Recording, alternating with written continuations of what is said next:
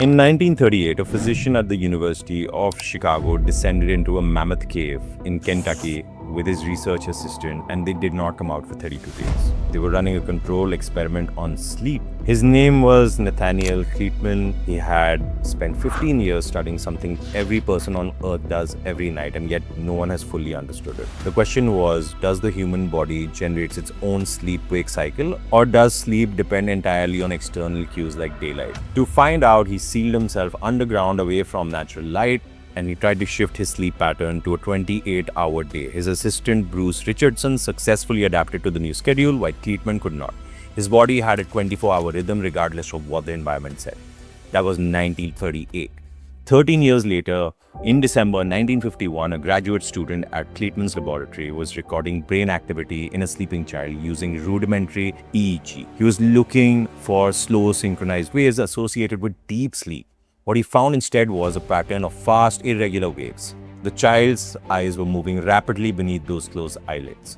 His name was Eugene. The child was his 8-year-old son, Armon. Aserinsky and Kleitman published their findings in Science in 1953. They named what they had recorded REM sleep. The discovery changed medicine's understanding of fatigue. It proved that sleep is not a single state.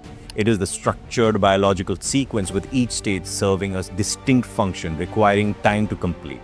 If anything disrupts the sequence, even without reducing the total hours spent in bed, a person can sleep through the night and still wake up feeling like they have not slept at all. This is not about how long you slept, it is about what happened during those hours. If you regularly sleep 7, 8 or 9 hours and still feel exhausted when you wake up, this video explains exactly why that happens and the most common causes, and why and what you can do about each one. The architecture of the night sleep happens in cycles. Each cycle lasts about 90 minutes. A full night's sleep contains 4 to 6 of them. Within each cycle, the brain moves through non-REM, REM sleep. Non-REM has 3 stages. Stage 1 is the lightest, marking the transition into sleep. Stage 2 is deeper, with the body temperature dropping and the brain activity slowing. Stage 3 is slow wave sleep, the deepest stage where the brain activity reaches its lowest point and the body's most important physical repair processes take place here. It increases when we work out a lot. Then comes REM, the stage that Aserinsky discovered. Brain activity during REM closely resembles wakefulness. Voluntary muscles are temporarily paralyzed to prevent people from acting out of their dreams. This is where most dreaming occurs and where the brain performs some of its most intensive cognitive work. The timing of these stages throughout the night matters. Slow wave sleep is concentrated in the first third of the night. The first few hours after you are asleep, whenever that is, REM sleep is concentrated in the second half. The longest REM periods occur during the final 1 or 2 hours before waking. This timing is not incidental. The 2 stages perform different biological functions at different points in the sleep cycle. Disrupt the first part of the night and you lose deep sleep. Disrupt the second half, you lose REM sleep. Both can leave you waking up feeling unrefreshed, cognitively sluggish, and physically tired despite spending enough hours in the bed. What deep sleep actually is for? The brain has a waste clearance network. This clearance is markedly enhanced. It operates most efficiently during sleep, especially deep, slow wave sleep. In mouse models, the Nedergaard team found that the spaces between the brain cells expand approximately 60% during sleep, allowing cerebrospinal fluid to flow through the brain, flush out metabolic waste that accumulates during the day, including amyloid beta and tau proteins, the ones responsible for dementias and Alzheimer's. Subsequent human neuroimaging studies have found evidence of a similar clearance process in people, although this 60% expansion figure comes from animal data. The glymphatic system appears to be far more active during sleep than wakefulness, with deep sleep likely supporting its most efficient clearing activity. If slow wave sleep is shortened or repeatedly interrupted, lymphatic clearance becomes less efficient. The result is that metabolic waste may be cleared less efficiently, which may contribute to cognitive fog, often experienced by poor quality sleep, even when total sleep duration appears to be normal. Slow wave sleep is closely linked with major nocturnal growth hormone pulses, especially in men. Research from University of Chicago found that in men, approximately 70% of daily growth hormone secretion is coupled to the first episode of slow wave sleep each night. In women, the pattern differs. Daytime growth hormone pulses are far more frequent, and sleep onset pulse does not account for the same share of the day's total output. Across both sexes, slow wave sleep remains an important window for growth hormone release and tissue repair. Growth hormone supports tissue repair, metabolism, recovery, but it is one part of the broader hormonal milieu and immune repair system. REM sleep does different work. During REM, the brain consolidates emotional memories, processes the day's experiences, and strengthens the connection between neurons. If all of this happens automatically during sleep, why would a person sleep 8 hours and wake up feeling none of it? There are 4 primary causes. Cause 1, sleep apnea. Sleep apnea is a condition where the airway partially or fully collapses during sleep, causing breathing to stop, restart repeatedly throughout the night. Each event triggers brief arousal from deep sleep, brief enough that a person has no memory of it, but sufficient to prevent the brain from completing a full slow wave sleep stage. Someone with severe obstructive sleep apnea can have more than 30 of these events per hour. They can spend 8 to 9 hours in bed. They wake up exhausted and usually have no idea why. Over months and years, they normalize that fatigue and assume this is simply how they feel, or maybe it's aging. Sleep apnea affects approximately 1 billion people worldwide. According to a 2019 analysis in the Lancet Respiratory Medicine, it is more common in men, in people with obesity, and in those who sleep supine. But it occurs in lean individuals and in women as well. Those groups are significantly more likely to go undiagnosed. The cardiac consequences of untreated sleep apnea are well documented.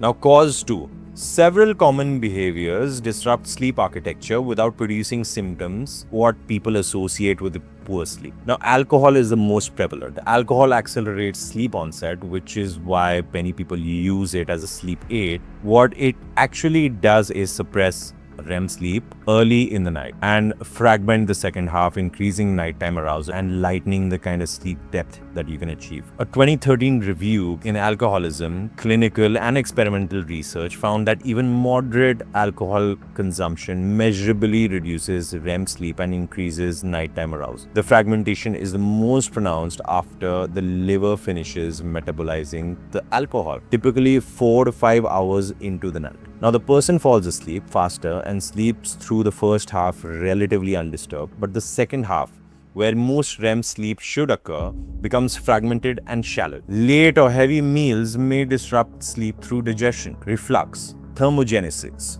glucose changes, increased nighttime arousals. And deep sleep requires a sustained drop in core body temperature. And late eating can definitely interfere with that biological transition in some, because you have peristalsis. It's like a muscle that's working and doesn't allow you to sleep like that.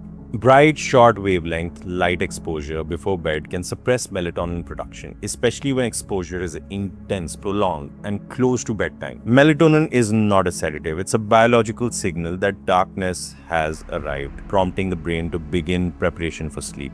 Suppressing it can delay sleep onset and shift circadian timing, which may reduce the opportunity for well-timed consolidated sleep. Inconsistent sleep timing compounds all of the above.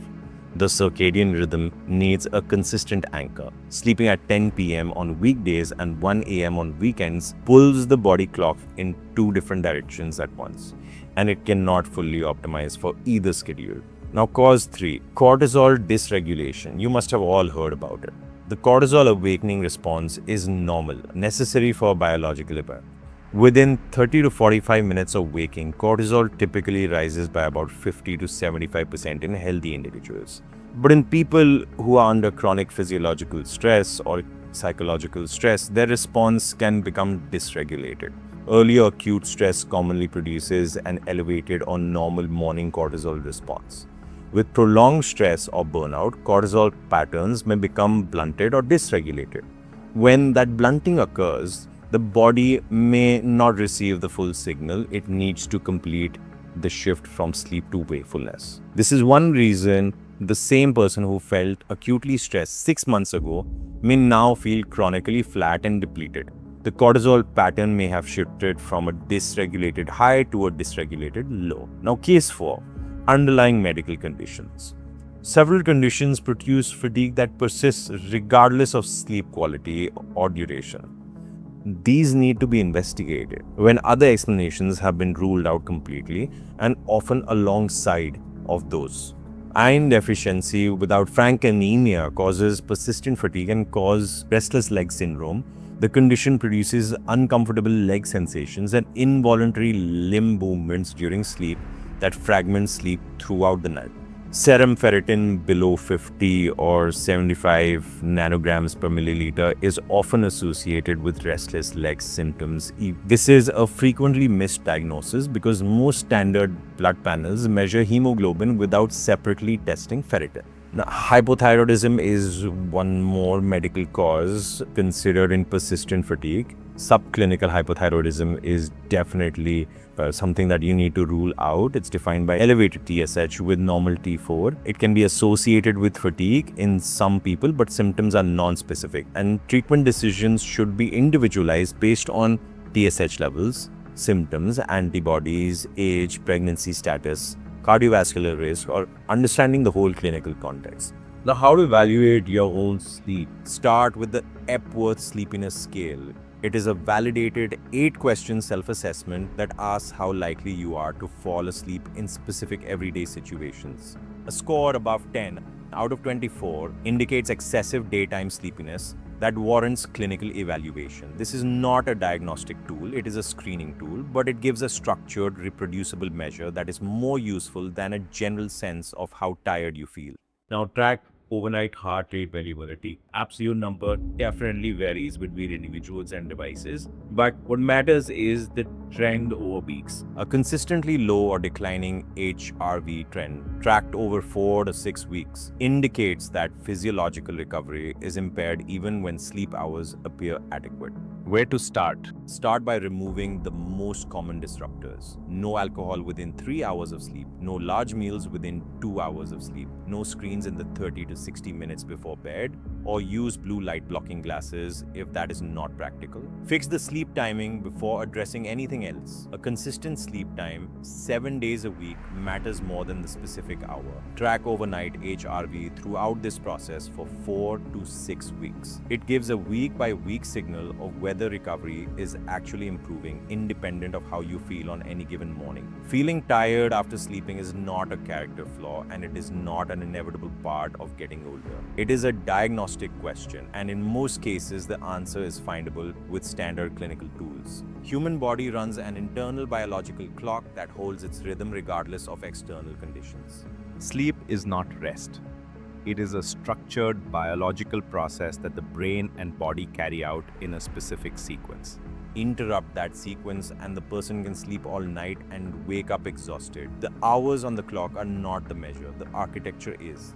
At odds, the approach to sleep is the same as with every other health variable. The question is not how many hours you slept. The question is whether your slow wave sleep ran its full course, whether your REM was preserved, whether your overnight recovery markers are trending in the right direction over time. If you found this useful, share it with someone who thinks they just need to sleep more. More hours is not always the answer. Better architecture usually is. Measure first, then optimize.